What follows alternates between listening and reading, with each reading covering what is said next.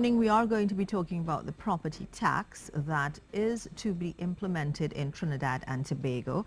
Citizens have been getting in their mail applications, or at least the form that they need to fill out and file or sent back in by May 22nd. Otherwise, they just may be fined $500 if that is not done. Many citizens have actually been speaking out against it and questioning why, and a variety of questions are arising out of the property tax. We do, in fact, and I'll jump straight into it this morning, speak with Prakash Ramadhar this morning, who is actually the MP for St. Augustine and also the former political leader of the COP. So, good morning to you, sir. Welcome. Good morning. Thank you for having me. Thank you for speaking with us this morning. Yes. Axe the tax, it is back. That campaign is back, sir. Well, it has to be. There's so many of our citizens who are traumatized at this point in time to have this further burden put on us when there's so much uncertainty, and the one place that we wish to be comfortable and secure in is in our homes. And this government has intended and now will jeopardize our homes for those who may not be able to pay, who are in fear of not being able to pay the property tax. And the time frame within which they've put that deadline for the return of the information, it is nothing short of demonic in a way. The number of items that are required to be provided, I don't know how many persons will have access to them in that time frame. In any event, there are many who are out of the country. There are many who, certainly will not find what is necessary within that time frame. So this evening, actually, I'm having a meeting at St. Augustine South Community Center at 6 o'clock, where we will be discussing many of these issues. I want to hear exactly from many of the citizens what their views are and answer many of the questions that they may have, and then we'll decide how we go forward from there. Well, the government has stated there are a number of items that are requested on that form by the government, or at least they've said that you don't necessarily have to give in all of those items, all of that information that is required. Well, exactly. Which, you see, what then is required is what is traumatizing people as one aspect of things. Do you then say one of the many items on the list, or what? So, there's a lot of murkiness as we proceed, and we need to have clarity on these issues, and that is why I think it's important for us to have questions answered by the government, which we have in the past done. But at this point in time, there's a lot of fear, and we need to bring that down a bit and look forward to see if there's any legal challenge we could bring, or any political pressure to bear on its government to do it otherwise, or to stop it at this point in time. I think it's a very poor timing to bring the property tax, where many have lost their jobs. Even the government closing of Canny Green is an example. Instead of building a better economy, strengthening the ability to tax those who can pay, they are closing and shutting down the economy. And that is a very frightening thing. Now, I want to find out something from you about the law with respect to the property tax and allowing people onto your compound. I was reading that if there needs to be a valuation of the land, for example, you've sent in all your documents, but there still needs to be an additional valuation of your land, that officials can actually come onto your property to evaluate your land or your property. And if it is that you resist, will there be a charge? I was reading that there is a charge if you resist those officials coming onto your property to evaluate your property. Is that the law? Well, as it stands, yes. But I have a team of lawyers looking at all of these aspects as to whether constitutionally it can be challenged. So these are the things that we need to ventilate as we proceed. As it stands, the law now provides for access for that sort of evaluation. And And a lot of people are very troubled by that. That's an invasion directly into your home. So, you know, these are all, it's against the very nature of our society to allow these things. And we do appreciate that change is necessary sometimes, but not all change is good. Not all change is necessary. And, you know, that is why the voices have got to be heard. This is really a test of our democracy. The government insists on doing something, but they were elected on the basis of a vote. But that does not give them the authority to do whatever they wish during that period during an election. And it took a change of government in 2010. Remember, we had started the After Tax campaign in 2009 that stopped the property tax. I think a message must be sent directly to this government that their high-handedness will not be permitted, and they must pay a price for it as we proceed at the next election. Okay. Do you know if there are any citizens who may be exempt from paying the property tax, for example, pensioners or disabled citizens? Yeah, there is provision for the deferral. And, you know, the word exemption gives the impression that you don't have to pay it. What happens is that it's a deferral. So if you can't pay it, and it's very limited in terms of those who may access that deferral, it attaches to your property. So that, you know, culturally in this country, we always like to leave property to our children and so on. Yeah. Instead of a gift that we are bequeathing, we'll be bequeathing a debt.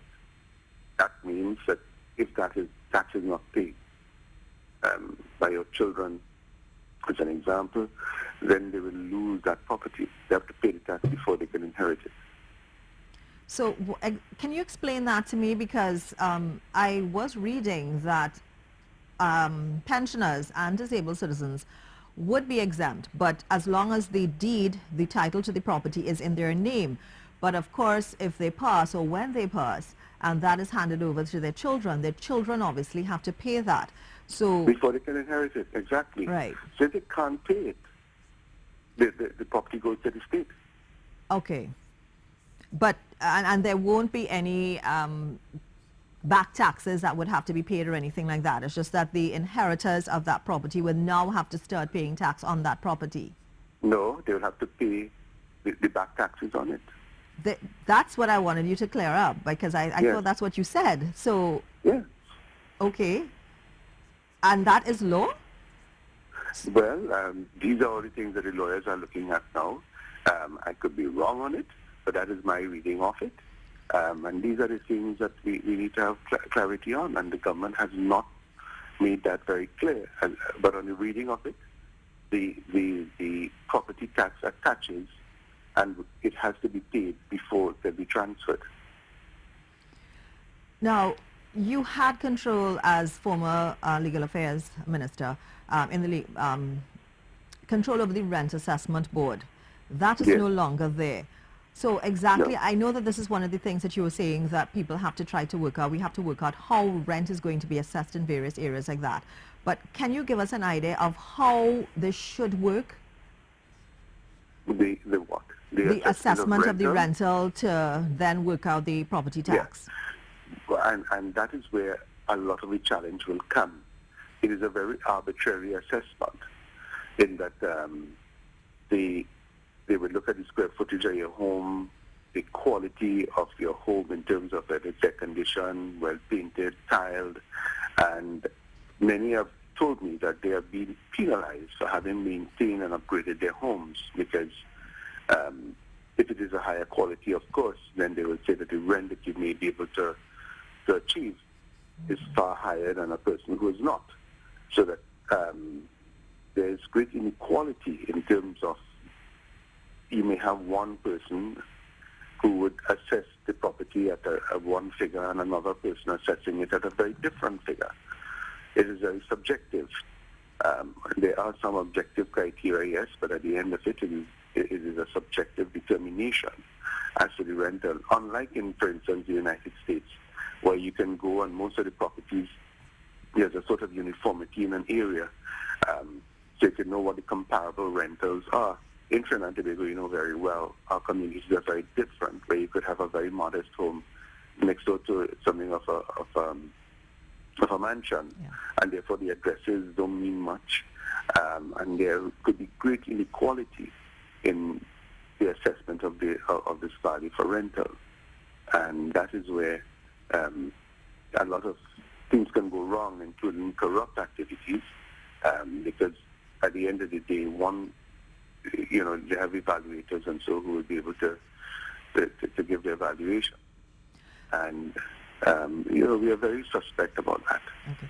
Mr. Ramadhar, do you think that it would have been in the better interest of the people of Trinidad and Tobago to start not with residential properties, but to start with business and commercial? That has been suggested, and there's a lot of merit in that, because businesses by their very nature, in terms of the paperwork requirement, and it makes some sense. But, let's go back to the fundamentals here. The economy is in a spiral downwards. Many businesses are operating on the very edge of their capacity. The cost of living for all of us have gone up dramatically, but including businesses.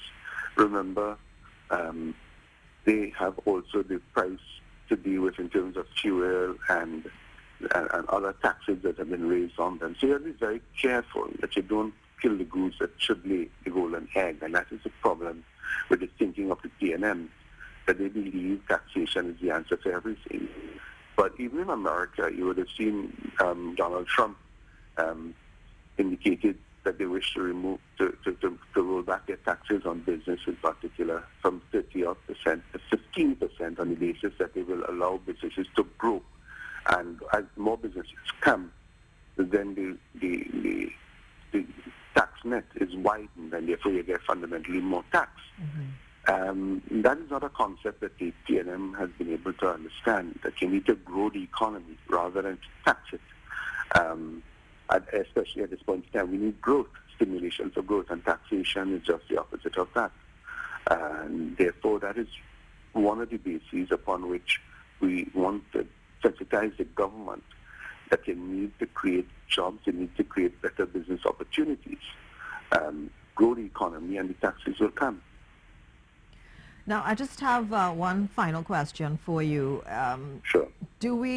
Is it clear as to exactly what this property tax is going to be used for? The suggestion has been made for local government areas, for the communities, to improve infrastructure in those areas, roadways, buildings, a variety of things in the communities.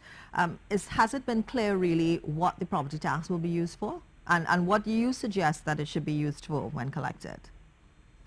It is clear that it's going into the consolidated fund.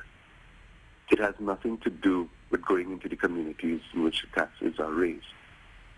Okay. That has been one of the criticisms of the property tax, in that you will pay the money here, and that money goes into the consolidated fund, and they could use that, for instance, and I use this example, which you've spoken about, a highway to Tobago that has very little benefit for the taxpayer in San Fernando in Point Fortin, and really doesn't have much benefit to the nation as a whole, and that is not what property tax ought to be.